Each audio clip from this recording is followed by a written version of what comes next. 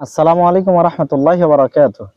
ইন্নাল হামদুলিল্লাহি ওয়াহদা ওয়াসসালাতু ওয়াসসালামু আলা মান লা নাবিয়্যা বা'দা আম্মা বা'দ। সম্মানিত উপস্থিতি, গুরুত্বপূর্ণ একটা বিষয় কথা বলবো, একটু খেয়াল করবেন।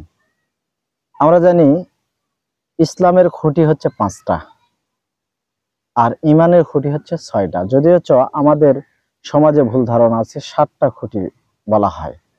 কিন্তু সত্য এবং সঠিক বিষয় হচ্ছে ঈমানের খুঁটি ৬টা।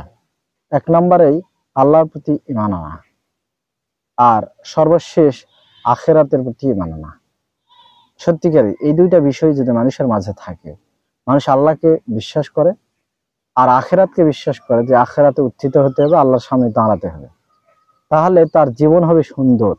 দেখুন, এজন্য একটা হাদিসে ৩টা নির্দেশনা আল্লাহ রাসূল সাল্লাল্লাহু আলাইহি ওয়াসাল্লাম দিয়েছেন এ মর্মে যে মান কানা ইউমিনু বিল্লাহি ওয়াল ইয়াউমিল আখির, যে আল্লাহতে বিশ্বাস স্থাপন করে এবং আখিরাতের প্রতি বিশ্বাস স্থাপন করে, ফালি ইকরিম দাইফাহু, সে যেন মেহমানের খাতির করে। আবার বলছেন মান কানা ইউমিনু বিল্লাহি ওয়াল ইয়াউমিল আখির, যে আল্লাহতে এবং আখিরাতে বিশ্বাস স্থাপন করে, ফালা ইউযি জারাহু, সে যেন তার প্রতিবেশীকে কষ্ট না দেয়। অথবা ফালি করিম জারাহু, সে তার প্রতিবেশীকে যেন সম্মান করে।